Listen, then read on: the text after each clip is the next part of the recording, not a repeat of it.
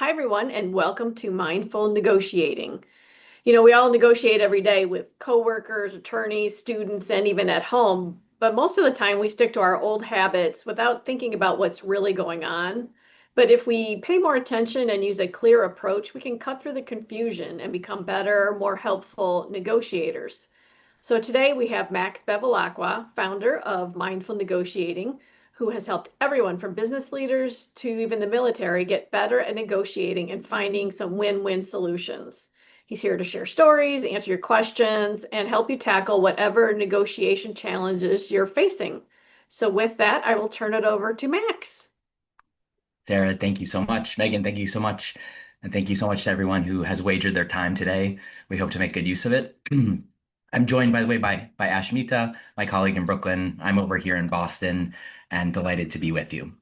So we're going to talk about negotiation and specifically what mindful negotiating means versus mindless negotiating that I think is fairly prevalent, especially in the spaces in which we work. So I'm going to do a little bit of introductions. I'm going to talk a little bit more about myself than I'd care to, but I'd love to warm up the room. And then we're going to go through a bunch of stuff from conflict styles to feedback as a negotiation. And I'm going to leave you with a tool called the ladder of inference. We're then going to leave 10 minutes for Q&A. Feel free to put anything in the chat. Ash will be monitoring the chat, but we'll have time for it as well. Okay, let's hop in. Um, I was 20 years old and had a man bun and a nose ring and was living on a farm in central Pennsylvania after coming back from a Fulbright in Indonesia where I was insufferable and wouldn't stop talking about Southeast Asia. And I read a book called Getting to Yes, and learned about the program on negotiation at Harvard and these lawyers that flew around the world to intervene in and manage large conflicts. And I realized that was what I wanted to do. And the most efficient way to get there was to do a master's in law and diplomacy at the Fletcher School at Tufts, which is what I did. That gave me access to the program on negotiation at Harvard Law, where they let me be on the teaching team and had the good fortune of TAing for Bruce Patton, who is one of the authors of Getting to Yes. I then went to his firm after grad school called Vantage Partners, where we worked with Fortune 100 companies. We also did ACAT 1 negotiations between a branch of the US military and a defense contractor. So those are between like 480 million and $2.8 billion deals. 5 years ago, I felt like there was something more about mindfulness. I felt like negotiation had become very cerebral, very and just not really capturing the depth of the word. The connotations of it felt far away from good practice. And so I began mindful. And I currently teach in a US in Massachusetts in a prison system. We work basically exclusively with attorneys and inmates because I think they both play a very special role in shaping conflict culture. More of that later. So that's me. I wanted to tell you some good news because there's not a lot of good news. But in Getting to Yes, I read about the Harvard Negotiation Project started in 1979. And they were involved in some really, really monumental deals in world history that I'd never learned about. I'd only learned about the crises and not so much the resolutions or the management. So just knowing this was very, very interesting. Bruce Patton is the guy. If you look at the South African apartheid picture, Bruce Patton's in the middle, and then Nelson Mandela to his right, and Roger Fisher to his right. Really quickly, Roger Fisher, before he was a professor at Harvard Law, was a weather reconnaissance pilot in World War II. The devastation of World War II was just so massive that he began the Harvard Negotiation Project, from which the program on negotiation derives. And yeah, lots of good stuff. And a lot of us in this kind of school of having been inspired by Getting to Yes in the program on negotiation. Now, something that we think about when we think of the attorney are are the multiple tables that attorneys are sitting at. So they are working with colleagues, direct reports, co-counsel, clients, and partners, as well as their family and friends. Our operative definition of negotiation here today is any attempt to exert influence over an outcome. So anytime that I have a preference of how I would like the future to be or not be, we would argue a liberal definition of negotiation. We are negotiating that behavior, that anthropological phenomena exists at each of these tables, and they're highly related. We're going to focus on ones that are in the firm, but it's really important to mention that really our families of origin and our personal lives aren't so easily separated here. Um, this is, to some of you, this might look familiar if you're familiar with attachment styles. In many ways, this is a corporate sanitation of attachment styles in terms of managerial styles. And I'm wondering, so we have two axes here. One is how assertive are we, not so assertive or assertive? How much are we concerned about our own needs? And the other axis is how cooperative or how interested or concerned we are in our counterparts' needs. So if we're high on both, we're collaborating, low on both, avoiding. If I care a lot about what I want, but not about what you want, we'd say it's competing. And if I kind of will just roll over, only care about what you want, I'm accommodating, compromising the middle. What I'd love to do is get a sense of what we have in the room here today. And so I'm just going to ask you which conflict styles that you identify with most. If you can enter that Menti, and Ash and I are here to support if you need any help.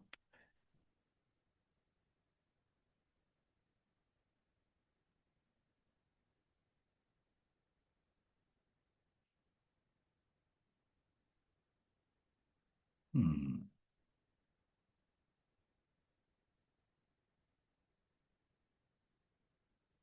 I'm seeing Maria in the chat. I'm so glad that you mentioned this.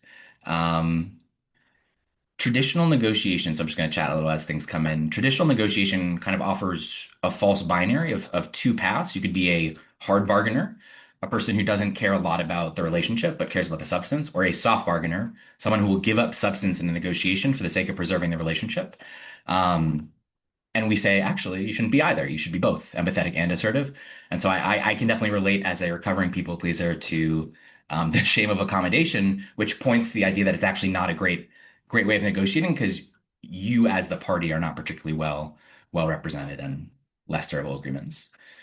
Okay, so I'm gonna have a few more coming in, but really interesting. So, oh, sorry, it's Marla, not Maria. Marla, you are not alone, and I am not alone. Accommodation is big here, as is compromising.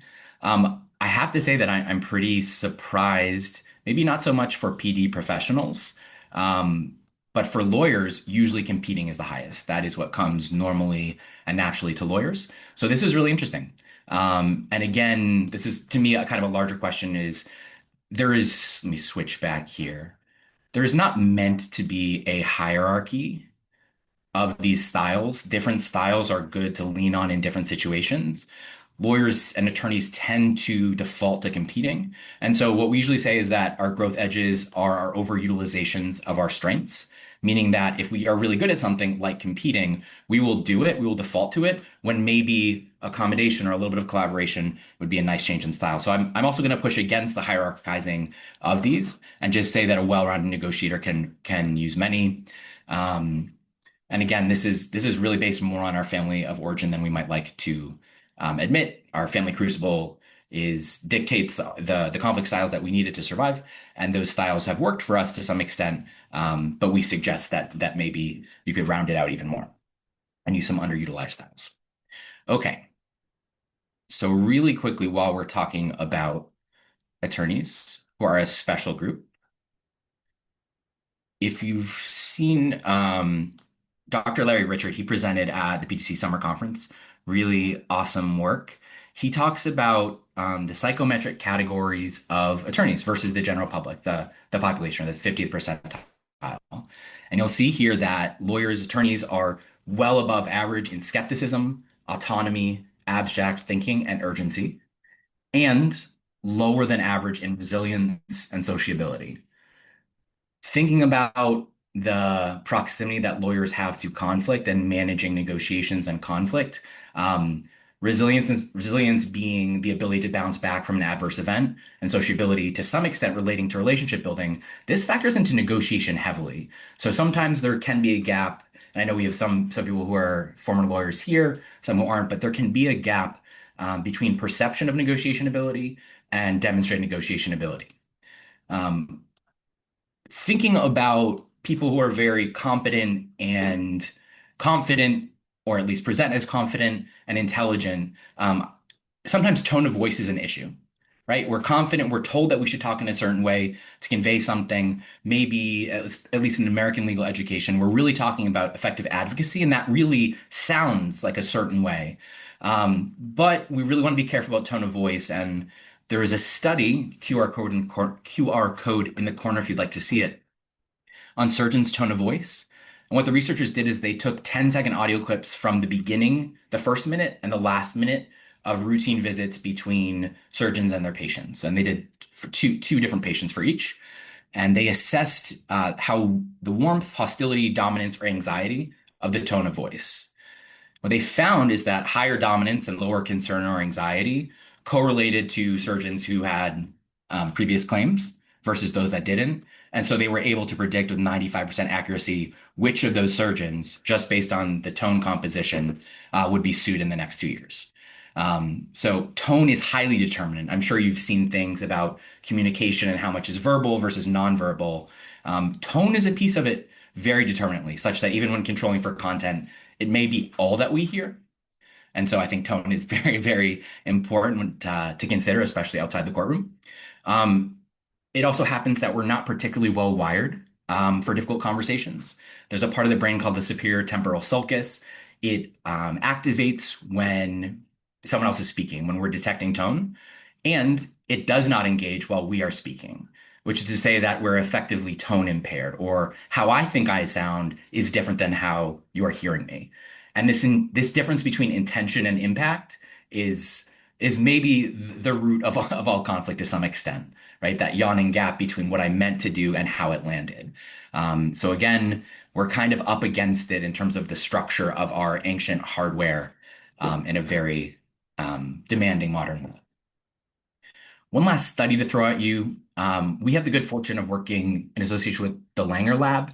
Ellen Langer's at the Department of Psychology at Harvard, and she ran a pretty famous experiment now called the copy machine study, where she went to the City University of New York Graduate Library and had her researchers approach a line waiting for the copy machine with a request to cut in line, but three different conditions. One, a request to cut in line, and then a request to cut in line with like a real reason. So let's just start at the beginning. When the researchers asked to cut people in line, hey, can I use a Xerox machine? 64% said sure, yielded to the request. When they added a real reason, which was can I cut you in line because I'm in a rush, that reason went up to like 94%. So people like to have reasons. If you're interested in influence, Robert Cialdini is really great with this, and yeah, talks a lot about just having reasons and saying because does really strong things. But then the interesting condition is the third condition, in which they provided a fake reason. And by fake, the reason was, can I cut you in line because I have to make copies? So it's self-evident, doesn't add new information, redundant. The success rate only went down by 1%, down from 94 to 93%. And this is where mindlessness comes in. This is where mindlessness is coined by Dr. Ellen Langer. It's this idea that we will sometimes look at the form of a request or look at the form and appearance of something rather than actually looking at the substance. And that's kind of the way, that automatic way that we tend to go through negotiations. And that's what we're going to talk about. This is a lot. I'm going to throw a bunch at you, and I'm going to give you my email at the end, and you can tell me which you'd like more of, which you'd like less of, and which direction. There's just so much here. The mindless way to negotiate, from my perspective, we call positional bargaining. It is, maybe you think about a car dealership. It's where someone gives an extreme opening offer, reciprocated by a counteroffer, and a dance of concessions back and forth they go, maybe with threats, real or not. And eventually they end up splitting the difference or going to their best alternative to a negotiated agreement, their walk away. This is almost expected, and some people even enjoy this. It can be effective in single variable negotiations where the relationship doesn't matter. I think the relationship always matters, though. So in really complex, multivariable, multi-party negotiations where the relationship matters, this doesn't do a good job. It's positional. It obscures what we really want. We're just speaking at this surface, kind of mindless level, going back and forth and thinking about this as a zero-sum game. So this positional bargaining, most people are familiar with across cultures. We think this is what people tend to do. This is their basic script. This is mindless. I just have to give a cognitive bias alert here because I think this could save a lot of people a lot of trouble and maybe money. The phenomenon of anchoring is simply being rooted to the first number that we hear to identify our progress as a function of how far from the first number we got, as opposed to how much that number makes sense. And something that I find fascinating, Kahneman and Tversky, we're going to talk about thinking fast and slow, system one and system two thinking just a bit. They designed an experiment with a roulette wheel to land on either the number 10 or the number 65. And then they asked two different groups, one in the 10 group and one in the 65 group, What percentage of the countries in the UN were from Africa? If the participants had a ball that landed on 10, their average guess was 25%. So again, there's no correlation here, but that's what they chose. And if the ball landed on 65, their average guess was almost double at 45%. So even when it's irrelevant, the number has a lot of persuasion over the human brain. Something that's also really tough and kind of a separate piece of negotiating, kind of a negotiating with self thing, is that even when we're aware of our cognitive biases, that doesn't necessarily reduce them at all. So to some degree, what we're also kind of up to is telling people who are absolutely brilliant that you are also limited, and we need to account for that. There are no smart people, only smart processes, and that's a separate negotiation. So I gave you the mindless version of negotiating. I'd like to give you what I believe to be the vehicle for mindful negotiation, which are sometimes called the seven elements or interest-based negotiating. You can see there are seven elements here. This is kind of your compass, your map, and your vehicle for getting around. And I think we could spend years here. I really think that if you needed one thing, you could spend all your time here. Everything in negotiation, I think, fits in here. Um, the centerpiece is interests. Interests are, well, let's go there. I'm going to skip around a little bit. So interests are the things that motivate our behavior, our fears, values, and motivations and drivers. But we don't talk in terms of interests. We don't walk around saying, I kind of have a need of security, so could you stand over here? Or, hey, I have a need for belonging, so I'd like to go to the party, whatever it may be. We speak in terms of positions, what we want. I'd like a 10% raise. I want to make partner within the year, whatever it may be. And the idea, which is simple in theory and very hard in practice, is that we need to move from that what to that why. Because there could be many reasons. Maybe you want a promotion to keep up with your friends, because you're going to start a family. There are any number of reasons beneath a position. And if we don't know them, we can very ironically come to inefficient solutions. So this is a small example, but before y'all came in, Ash, Sarah, Meg, and I were talking about donuts, apple cider donuts. And we talked about whether we liked them or we didn't like them. That was a category issue. That was kind of mindless because it turned out that myself and Sarah, I don't mean to blow up your spot here. We like cakey donuts. And Ashmita, and I don't want to blow up your spot here, but not so much. She wants a donut. So, in fact, we could say we could have a conflict. I don't like apple cider donuts, and I do like apple cider donuts. But in reality, we're just saying different things. And if we just stay at the level of position, we never learn anything more, and we really lose the opportunity to more efficient outcomes. And so I have to throw one more. There are probably more than one. Some graphs at you, just a little bit of theory about what we're talking about with mindful and mindlessness. So there's this guy named Vilfredo Pareto, who's an economist, a polymath, and just has an incredible name. But he conceived of something called the Pareto frontier, where he says, on one axis, we can think about value for us in a world of limited resources, and then value for others or for the person we're negotiating with. And generally, what we do, and we talked about anchoring here and positional bargaining, people are incentivized because they might know about anchoring to stake out a position that's really good for me and really not good for you, and vice versa. They're going to stake out a position that's really good for them and not good for me. And if we think about, and this is kind of the mindless approach, if we think about it as a fixed line, like a budget line, most people tend to split the difference. Or maybe we've alienated each other so badly from our starting positions by highballing or lowballing each other that we've eroded the relationship and we don't even get a deal. So maybe compromise is, when you ask many people, what do you think about with negotiation? Most people say compromise. But Pareto says there's actually this theoretical frontier, let's call it the Pareto frontier, along which no one can do better for themselves without the other person being worse off. What we find here, and what I would call this more mindful approach of what would be Pareto optimal, is there's waste here. When people, no matter how smart they are, engage in this type of behavior, they really don't get optimal outcomes, and there really is tremendous wasted value, and just marginal gains can really do a lot, especially in firms. So I like to think, if most people think about a zero-sum game of a tug of war between my position and their position, cool, you could do that. That's one game, but it's also a bias to think about that fixed line as opposed to conceiving of, well, actually, why do you want that thing? And if I have that information, then we can construct a more elegant outcome that is more Pareto optimal. The story that's often told, forgive me, is two children are fighting over an orange. One says, I want the orange. The other says, I want the orange, right? We have this tug of war, positional battle. One child eats the fruit like a normal child and throws out the peel. The other child apparently throws out the fruit and uses the peel to zest a cake. I don't believe this story, but I have seen kids fight over a hot dog where one wanted the bun and one wanted the hot dog itself. So things are rarely this neat, but the idea is that if we can understand the reason why people want something, we could actually make you better off. Our positions are our own approximations of how to get something done, but we're pretty imprecise and we're always using categories from the past instead of seeing new things. So sometimes experience can really work against us. Okay, lots of theory. Moving from positions is easier said than done. I just want to throw one other thing at you to give you a taste of kind of what I mean by mindless versus mindful. It's not a direct corollary. So if Ellen Langer ever comes to you and says, "Did Max say there was a direct corollary between system one thinking and system two thinking and mindful and mindlessness?" There isn't a perfect one. But Kahneman and Tversky, who did the roulette study, talk about system one versus system two thinking. And system one thinking is automatic. So if you look at this picture, whatever your body and brain are doing right now is your system, is system one. It's automatic, it's quick, it's involuntary. You just do it. I would say there's some sense of mindlessness there. If someone pushes on me, I'm going to push back. System two is a more deliberate and thoughtful system. I don't know. Does anyone know what 17 times 24 is? Whatever is going on in your body and brain right now, that's system two.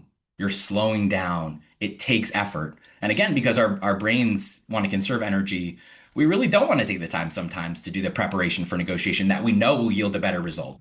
So we think that having small tools and systems is helpful. But roughly, system one is how people are walking around. I'll prepare in the elevator. I'm a good negotiator. I went to this school or that school. But in reality, we want to use things like the seven elements as a vehicle to slow things down into a strategic system to intentional choice that could even be full of creativity. And for us, we believe that value creation is a component of effective advocacy, not just beating up the other side. Okay. So, one of the ways that we break down the overwhelming phenomena of speaking is into three categories as really only three things that we could be up to. Number one is inquiry, a fancy way of saying asking a question. I'm inviting someone else's perspective. Two would be advocacy. Attorneys are fantastic here. I'm going to tell you what I think or what I think about your opinion. And finally, we have acknowledgement. Basically, we can tell how difficult a conversation is in the book Difficult Conversations, which is wonderful, analyzed hours and hours of, I think it was like therapists' sessions and scripts where they coded things as either inquiry, advocacy, or acknowledgement. And lo and behold, the more advocacy there was, the more difficult the conversation was, right? You could see a little bit of a parallel with positionality there. If we're both just sharing our own perspective, we're not learning, we're not synthesizing, we're not integrating in any way. And there's not acknowledgement. So it just feels combative. The long story short here is attorneys are very good at advocating, and just adding one or two more genuine questions is really helpful. Now, a common trap here is a question that sounds something like, "Do you really think that?" Or, is this done? Right? Those are questions that aren't really soliciting another perspective. They're actually communicating what we think in the subtext, and therefore we'd say that's advocacy. So asking a question is important, and asking a genuine question that's inviting an answer that we don't know is not always easy if we're used to being very fixed to our own perspective. Okay, so now having talked at you and thrown some graphs and stuff at you, I'd like to give you a tool that I think is useful, and you'll tell me. So just to rewind a little bit, we're going to go just back to the seven elements for a moment. And now I'm regretting all of these animations. Um, okay, here we are. So if we go to the seven elements, I just want to be clear that there are seven of them. We're going to have time for two today. So the two that we're going to go over are interest, which we actually already went over, but we'll refer to, and then to communication. So really quickly, the relationship and communication elements we call the enabling elements. They enable us to talk about the substantive things, interests, our motivations, options, ways we can address those interests, things we could do, and criteria, objective criteria of how do we measure which option is the most appropriate. It all sounds good and fun, but we really can't get there if we don't have sufficient trust or if we're not understanding each other and there's a gap between our intent and our impact. So we're going to talk about communication. Within communication, if you double click on any of these elements, there's a whole world beneath them. We're double clicking on communication where we have the ladder. The ladder is a shorthand for how we process thought. It is not how we actually process thought, but it can be a very helpful tool in order to break things down. So the idea is we all have a ladder. We're all carrying around an invisible ladder, um, and we're rooted in the world in our senses, which have access to tons of data, things that we can see, smell, hear, touch. There's a lot here. Um, an example that, like, I guess known as, yeah. So you're selecting some information because you can't take in all of that information, right? And so the first rung of the ladder is selected data. We're saying data, by the way, because there's no value judgment on it. It's just objectively what would a camera pick up in the room? And this is a very bizarre way of talking and noticing, by the way, because we immediately jump to the top of the ladder, but we'll get there. Um, the next rung is reasoning interpretation because we don't just see things as data, we code them, we add value to them, we tell a story about the data. And having told that story, we then reach a conclusion about someone. And this is also where we tend to talk. Look, I think this case has no merit. I think that's an overvaluation. Great. The latter helps us be more thoughtful about the way we do inquiry, advocacy, and acknowledgement. So let's just go for a quick example here. I'm going to show you a video. The audio, there's no talking, so it's okay if you can't hear anything. I'm just going to ask you, there's a man and a woman in this, and I'm going to ask you from the man's perspective about his ladder. I'm going to ask you to walk me up his ladder just so we can see that it's not super easy. So I'm going to show you this video and then we're going to walk up the ladder. So pay attention to when the man comes home, he'll see stuff, and I'd like to talk about that.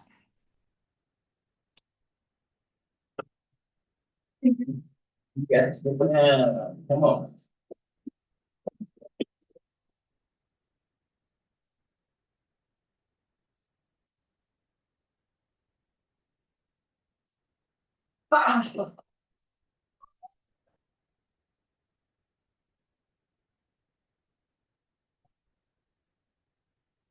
AmeriQuest Mortgage, proud.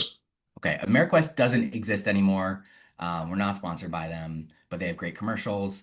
I might have said this wrong, but from the woman's perspective, could you walk up her ladder for me, starting with, and I'm gonna be very pedantic here, just the data. So I want no value judgments about anything, just the observation.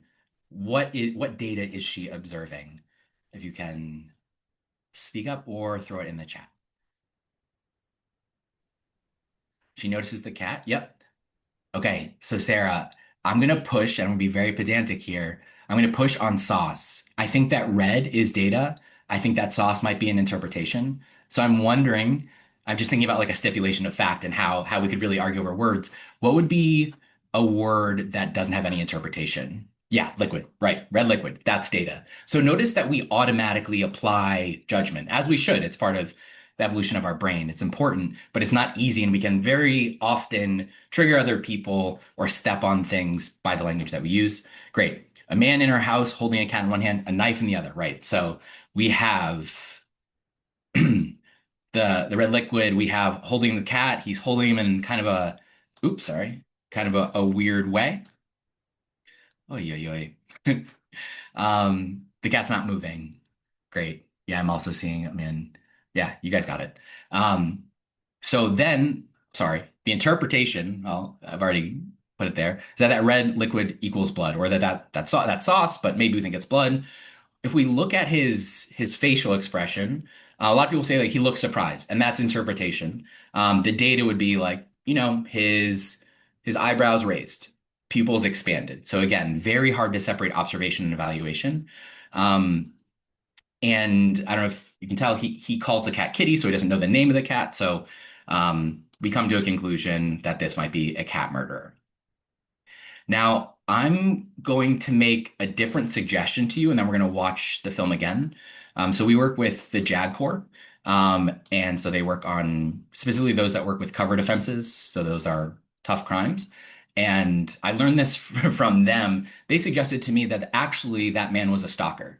That's not her boyfriend or husband or significant other. That's a stalker. So let me just tell you that story. I think he's a stalker. And I'm going to ask you to watch this again and pick out the data that you think might support that. So we're going to watch again, and you tell me if I'm crazy or if I might have a point here. You guys, come on.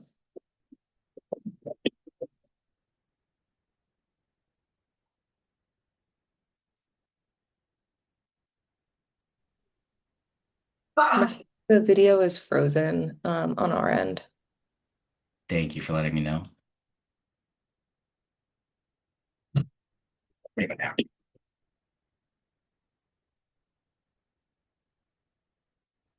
Nope. Maybe if you go back a slide. Now let's try that again.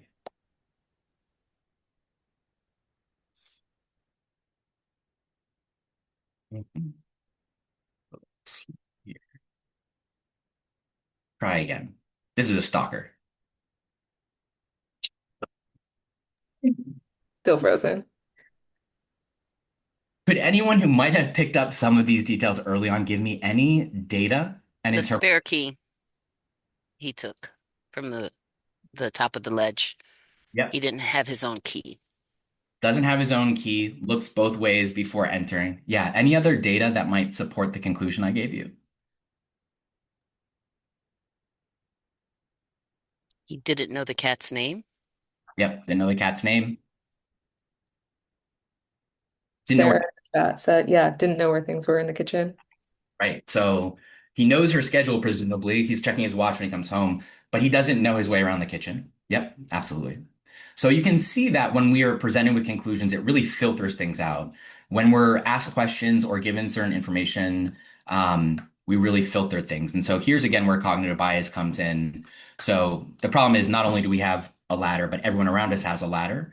And as we're speaking, we have confirmation bias. So we don't just take in data neutrally, we select for data, take in data that confirms our existing beliefs, our confirmation biases. So again, we can be judgmental very quickly just in the way that something is introduced and notice new things with different conclusions. So there's so much opportunity for conflict here. We could select different data, we could select the same data and come to different conclusions or come to different interpretations, or we could even interpret things differently, or interpret things the same and conclude differently based on our preferences. We say, by the way, that if you were standing on a ladder and cleaning your gutters next to someone who's on a ladder, you wouldn't ask them to jump from the top of their ladder to yours. That'd be very dangerous and they probably wouldn't want to. We talk about walking people down their ladders, and that asking good questions does this. To do good inquiry, we walk down someone's ladder, they make an assertion, and we ask them to explain more. Great. Like, what are you drawing on there? What brings you to that conclusion? Even if we disagree, that enables the transfer of information that we think is more Pareto optimal, right? Towards better deals. If we don't discover these things that child one actually just wanted to eat the fruit and child two just wanted the peel, we really do have like every day amongst really smart and intelligent people, a lot of miscommunication.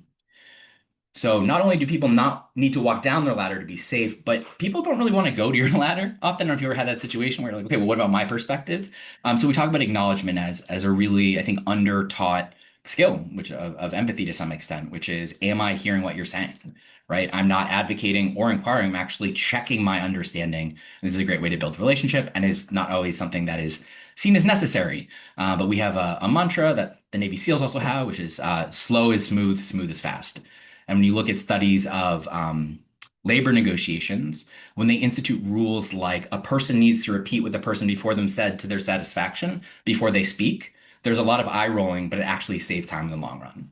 So this is this idea of we don't have time, totally understand, slow is smooth, smooth is fast, and we make mistakes when we're in a hurry. So we need to do acknowledgement so that we make sure that we're then able to engage in our effective advocacy with which attorneys are so good at. And effective advocacy, we say, is walking up the ladder, right? Here's my data, here's my interpretation, here's my conclusion. Or you can do a bottom line up front and say, and here's how I got there. That gives you a lot of stuff to interact with and to have the type of conflict that I would call healthy. Great. After this conversation, do I better understand your ladder independent of mine, right? There's an imaginary balcony hovering above both of these ladders. This is, if you want to hear more about it, this is Robert Keegan and adult development. He's basically saying that we're very attached to our sense of self and we develop, like Piaget talks about levels of development in children, but we also have levels of development in adulthood that are discernible based on how we make meaning. And he talks about the ability to remove oneself from oneself, to be above one's own ladder, and to be on the balcony looking at the dance floor. Sorry, I'm mixing some metaphors there, but to be on the balcony looking at the dance floor of the stakeholders and just thinking what would be best here, what would be optimal. that ability to detach or have that distance from self in a way is kind of what we're up to here. The ladder, yeah, there's so much on the ladder. But basically speaking, the idea is, can I walk away from a conversation with a better understanding of your ladder? And that in turn will make a person more receptive to hearing what I have to say. Add that, file that under easier said than done. One of the most useful applications for the latter is feedback. Feedback, I would argue, is a negotiation. So if our operative definition of negotiation is any attempt to exert influence over an outcome, when there's feedback, there are several interests at play. For the feedback giver, they want behavior to change. Yeah, Ash. Sorry, Max, we're still on the slide with the video. Do you want to try stop sharing your screen and then reshare it with us? Thank you so much. As with negotiations, having multiple perspectives is very, very important. How about now? Okay. Thank you. Yeah, sorry about that. So the whole time I was talking about walking down the ladder, acknowledgement, and then walking up your ladder. This is what I was looking at, and that was my ladder. So again, look, totally, we have different data, different selected data, and especially in a distributed and digital environment, this is incredibly common. Really quickly, one of the more memorable negotiations at Harvard Law School's negotiation workshop is called the offer, where a law student has a choice between two firms, firm A and firm B, played by two parties that don't know about each other. They conduct the negotiation via email. At the end, we have the whole transcript. What we do is we have the sender read out how they intended the email to sound, very reasonable, patient, and then the other person to read it in the tone in which they heard it. And it was a comical and kind of sad gap, which is they heard everything as passive aggressive, as insulting, scanning for all these things. So again, the context in which we're communicating, how content rich they are, right? In person best, then maybe video, absence of video, phone call, absence of tone of voice, email. Thinking about the context richness of our environment relates to our ability to communicate, just like now. Okay, so the ladder of inference is really helpful in forms of in feedback. Feedback is a tough conversation where the giver wants a person to change their behavior and the receiver wants to not feel worthless, not to have their sense of self damaged, and their brain doesn't really process psychological danger differently than physical danger. Like we feel when our identity is under threat, we feel like we're competent. It's a big part of who we are, and we're very attached to it. It's really hard to see other perspectives and to kind of come off of our own ladder, to detach from it. Something that can help us be more mindful, in addition to the utilization of something like the ladder of inference, is to understand that feedback is positional in a way, and there are actually different reasons and ways to give feedback. So start with appreciation. Sometimes just saying great job is nice feedback. I'd say it's a specific and not good for coaching, but appreciation is a function. Most people leave their jobs based on lack of appreciation from a manager to some extent. That can mean different things, but appreciation is an important function or an important part of feedback, but only one kind, because we also have coaching. Coaching is specifically when we want someone to do something differently, right? We want the behavior to change. We want someone to grow. And then we also have evaluation, right? How am I doing against the others? How am I doing on my track, whatever that may be? How close am I? You think you could even argue that bonuses are a feedback mechanism for that type of evaluation. So the idea here is that you probably want to combine them, but you want to be really intentional about, we talk about performance evaluation and feedback. There are multiple things that you're needing to do, and separating them being very clear, and also having genuine appreciation to accompany everything. We can debate whether or not the criticism sandwich is a good move, but the idea here is being genuine and being aware of the purpose of the conversation and framing it in that way so that it can be received. So just kind of like thinking about the ladder again, if I say, hey, the reason I'm giving you this feedback is because I think you're incredibly talented, highly capable, and I know you can be stronger still, and I know you can handle this, that is going to then pave the way for receptivity with how I frame the conversation very differently. I want them to select the data through the interpretation of my care and not my attack. So that's a larger question, but I just wanted to name that insofar as the person giving the feedback has a hope in change in the future, or just demonstrating appreciation for retention and getting the best work out of people and being a good human. Yeah, we sometimes think about feedback all as one thing, and we're actually talking about a lot of things. And we even sometimes want to be thinking about new categories. That's what we mean by mindfulness. Okay, really quickly here. And are you seeing what I'm seeing, Ash, here? Common thought patterns? Cool. Just some common thought patterns. We talk about internal voice a good amount in our stuff. And if you're thinking about your grocery list right now, or I wonder if this guy has read any of those books or any of those things, that's your internal voice. If you're thinking like, hey, this is hippie stuff, I don't have an internal voice, that's your internal voice. Becoming attuned to your internal voice is very important because the louder your internal voice, the harder it is for you to listen, to hear. And there's a relationship between what you think and feel and what you say and do. So some common thought patterns that I would say are not mindless, but not necessarily productive, especially in feedback conversations or difficult conversations are, I know what happened and I'm right. Right. And so I'm going to try and argue with you to persuade you, or I'm feeling terrible and it's all their fault. Right. It's not me, it's you, with the purpose of keeping control, venting, or blame. And the identity piece is really huge here. My identity is under attack. And maybe you'll even hear people exaggerating instead of denying the attack, exaggerating the attack. I'm worthless. I do nothing. I never do anything right. I've never been good at this, whatever it may be, with the idea of protecting and defending. These are very, very common, and this is what we're contending with. But again, the more that we can make it explicit, um, the more mindful we can be about it. Okay. And again, the effect of this is that relationships are hurt. There really isn't any problem solving. There's no learning, and it's frustrating. This is no one likes to have these conversations. However, the idea that I kind of want to sum up with or return to is this idea of double loop learning. A lot of training, and especially negotiation training, prescribes actions. You should ask more questions. Like I just did this too. You should ask more questions. You should do this. You should do that. Okay. Yep. If you want different results, yep, you can look at that level of actions. And if you engage in an action and get a result you don't like and change that action, that's a way of learning. And that's single loop learning. And that's great. So, imagine a toddler touches a hot stove. They're probably not going to touch the stove again because the result told them to change their action. This single loop learning is not enough for negotiation. I think a lot about the gap between the training room and then actual habit building. How do we take things away from the training room? How do we frame training as not time away from my actual work, but as like a part of and an investment in? And what we're talking about there is double loop learning. What I hope you feel like we've talked about today is double loop learning. The idea that our actions, our tone of voice doesn't come out of nowhere.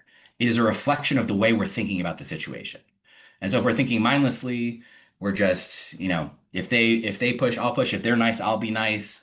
Falling for common traps and cognitive biases. Or, for instance, if I think, well, actually, I know I'm a great negotiator and this person doesn't know anything, that will likely leak out in my tone. And while you may not be sued for malpractice, I hope you're not, it could really hurt the relationship. So again, things like tone are derivative of, sorry about this, of mindset. So we can't just talk about what you should do. We want to talk about the activity. Specifically, we think that most people have the mindset of positional bargaining or mindlessness. If you ask me that you want to cut in line, fine. I'm not even listening, fine. But if we're talking about really high stakes negotiations, whether that means sensitive conversations between colleagues or high value deals, we're talking about other people's value. And we're talking about, to some extent, market efficiency in the way that these conversations go. And I think there's a special stewardship that attorneys have there and a unique benefit to them. So we have to talk about mindset. And sometimes what we're contending with is, I don't want to talk about mindset. Who is this? Who are you to tell me that? And that's the internal voice. And so part of the goal is just to provide you more of a shared vocabulary here for talking about the issue. So double loop learning, again, just the idea that we need to talk about how we see difficult conversations, how we see the activity of negotiation, because what I think about it determines my menu of options, of actions I could take. And it's not enough to just have someone say, you need to do that differently. That won't stick. But the idea of how might we see this differently as a growth conversation instead of an attempt to defend myself from personal attack, right? How we reframe that shows up then in our actions and then in our results, which is the goal.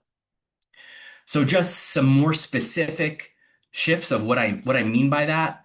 A common approach that we see to overcoming resistance to persuasion is tell people all the reasons they should say yes, talk about their concerns and objections as not relevant or not anything to worry about. an employer are debating or selling skills and prove them that they're wrong to say no. Um, but the likely results is that they feel disrespected or pressured, feel unheard. Maybe their objections become even more vehement. And persuasion becomes a win-lose battle, right? There's a new interest that emerges in the conversation, in the negotiation, which is to not lose. And again, loss aversion is super, super powerful in negotiations. Losing $10 hurts more than gaining $10 feels good. Loss hurts much more. So we would have to lose. For you to be right, I would have to lose. Um, what we'd suggest in terms of better tactics and results is to first seek to understand their resistance. What are your interests? I hear you saying these things. That sounds really standard for me. And can you tell me, because I want to make sure I don't miss anything? Again, this idea of mindfulness, and this is, again, a Western Ellen Langer definition of mindfulness without meditation, is really just the ability to notice new things and draw new distinctions, create new categories. And that humility and flexibility is sometimes at odds with a more analytical and critical mind. So again, this is easier said than done. This is the mindset shift. What if I actively looked for ways to satisfy their interests? If I didn't perceive that this was a positional zero-sum tug of war? And what if I made persuasion a joint problem-solving activity and I created an attractive role to enlist the other person as a thought partner in the conversation, whether it's feedback or a material, M&A negotiation? Results here, ideally, they'll feel more heard. You're more likely to propose something that they can say yes to. They feel valued as a partner. And it's easier for them to say yes because it doesn't require them to give in. So there's this idea is that culture has instinctively told us how to negotiate in a way that I think is deeply ineffective for our purposes. We often lose sight of our long-term goals. We have goal drift because we've been offended or triggered in some ways. But strategically, we think a lot of attorneys could be doing better. And just really quickly, as we come up to Q&A, I think this is only for the specific overlap of Sesame Street and Star Wars fans. But again, just this idea of getting into touch with different parts of ourself, of what we should do versus what we actually want to do, is something that we go into in our negotiating with self course. Of just the competing desires and interests. I've made positions and interests sound pretty simple. Positions are visible, top of the iceberg. Interests are below, but they're not because our interests compete. So this morning, I both wanted to do 25 push-ups, like I promised myself that I would, and snooze because I needed more sleep, right? I both won and lost that. And so that kind of brings up this larger idea of negotiating with self. And this is actually a really big part and relates to, I would say, resilience and wellness. More specifically, I would say that the internal voice has three tones, and this is polyvagal theory. Neuroception is the idea that our automatic nervous system is sensing whether I'm in a good or a dangerous space. The ventral vagal is when I'm feeling engaged and connected. I feel like I'm safe. That's the internal voice. When the sympathetic nervous system is engaged, and sometimes we talk about this in terms of the brain science of amygdala hijacking. Sympathetic, something's wrong. I need to fight or flight. I need to do something. And then we also have this dorsal vagal shutdown or freeze, which is just I can't overwhelm. I can't do anything. So fight, flight, freeze. We also don't talk about fawn, which is kind of sympathetic moving to dorsal vagal when someone just tries to please to make sure that they're safe. Like we talk about fight or flight, but also freezing and fawning happen as well. And so again, just a little more knowledge about our negotiation instrument, which is the body, is important and not something we can avoid. Sometimes I think in hypercerebral conversations, we want to keep it cerebral, data-driven, logical. And it's like, okay, great. If the musician plays an instrument, the negotiator plays it themselves. So get to know it. Okay. And kind of just what I'm saying is that it's actually the primary negotiation table. We're negotiating with ourselves constantly during a negotiation, before negotiation. And so much of that, of what happens at a table, has a lot to do with the work that we do away from it. So yeah, I think I'm sure you all have a lot of experiences and stories and thoughts based on what you do and who you work with. Just want to let you know we do a bunch of specific workshops. You can see negotiating with self, self-talk, and self-authoring. That's a fun one, and that's about the self. But we also have more specific ones by context because we always want to be really case specific and make sure we're being relevant. Questions. Whether you can put up your hand if you like. I'm looking at that if you want to put up your hand, and you're welcome to use the chat as well. And Liz, I'm now seeing that the screen is frozen like 20 minutes. Sorry about that. Thank you for letting me know. Um,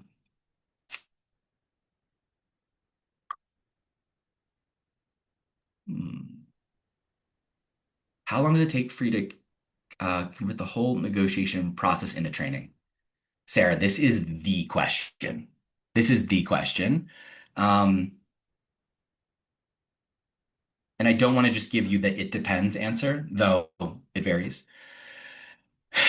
I think that the presentation of like the seven elements, like, okay, great. Now what do we do? What do I need to know so I can actually apply this? That could be done in like 30 minutes.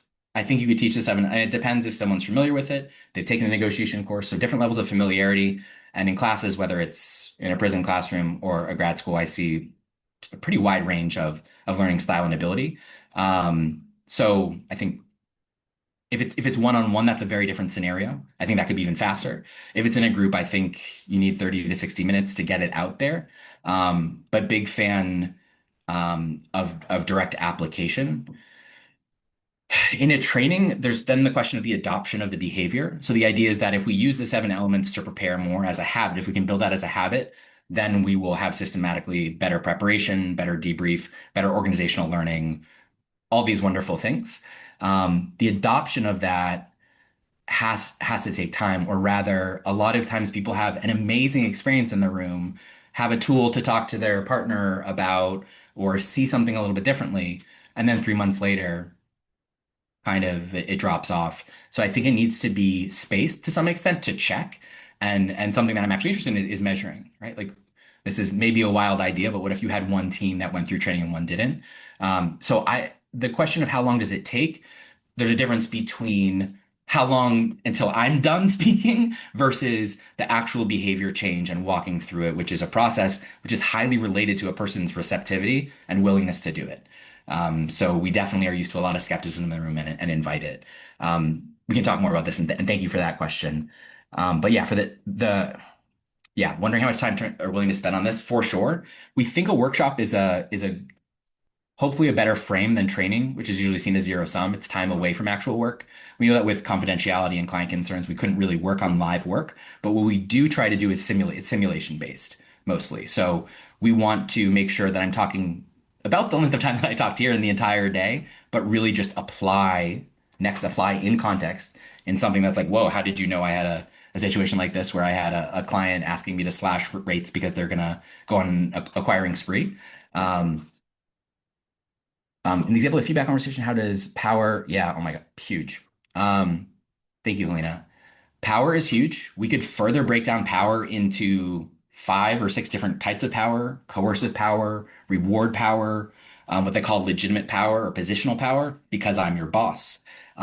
Informational power, expert power. So like, nope, you're going to have to go to them because they're the expert in IP or whatever it may be. There are actually different types of power. So we want to tease out basically 2 different types of power: coercive power, what we see today, might makes right, power over, and the mindful negotiating and interest-based negotiation idea is based off of what's called integrative power, which is power with. So very generally, whether we're in prisons or firms, we're really looking for. Yeah, I think we have a bias towards a flatter communication structure in terms of how people speak to each other, for sure. Power is huge, and we're very mindful of age and identity when going in and talking to partners. We work with a gentleman who is more advanced in life and has been a mediator for decades that if we're with a more senior crowd will bring. So the power is all around in terms of how can we optimize receptivity, because maybe understandably an older seasoned partner is going to maybe look at someone coming and say, who are you to tell us this? And that's why it's very important when we start things out to say it would be highly presumptuous for me to tell you how to do this. Here's some language about what you're likely already doing for you to really coalesce what you're doing that works well, and for you to think about how you could be doing even better. So a lot of it is that framing, but I think power, the deep irony is like, especially with feedback and Helena, like I think you should do a session on this. Clearly, the higher up someone is, the harder it is to give them feedback. And that's also difficult because when you have people with more power but less information and less willingness to hear truth, that's a really bad combination. You see that a lot. So again, I also hear complaints from more senior people, partners, as well as execs, that the further along they get in their career, the more they value honest feedback, which then is this huge door for like, okay, junior people, let's start talking about that. And certainly not all partners feel that way. So it's huge identity. These are all pieces. Status is an interest, is one of many interests. So it's there. Um, it's kind of you to say, Lena, I don't know about that, but yeah, these are the questions and the conversations, and the idea is to shift from what do I say to how do I say it, right? The content matters less than the tone, and so that's why we're really focusing on the mindset, even though it's ethereal and airy. It is how dollar signs change. It is how results change. We can't just say ask more questions. We need to make this a more interesting experience such that you would want to ask more questions, right? And again, the parts that make attorneys so effective in terms of advocacy in American legal education are often the antithesis of effective negotiating, right? Litigation and negotiating are very different. And Ash, now may be a good time if you can put that article from Marquette's Law Center on reputations of attorneys. They did a longitudinal study on attorneys based on their reputations, how collaborative versus kind of aggressive, and found that in the long term, collaborative attorneys made more money. One study, but I think it's really important to prove to this group that it's like, I understand that you know these things. We call this the performance gap. We all know what to do, but then we don't do it, right? I do this for a living and I show up to a negotiation. I'm like, oh my God, I can't believe I just said that. I should have done more prep, right? So practicing and doing it kind of goes back to the question of how long does this take, which is, I would say it's a practice. And so our goal is, in terms of education, is we would say like more lighting a fire than filling a pail, right? Much more of how can we spark your practice and customize it to you based on your conflict style, your practice area, and the dynamics of your team.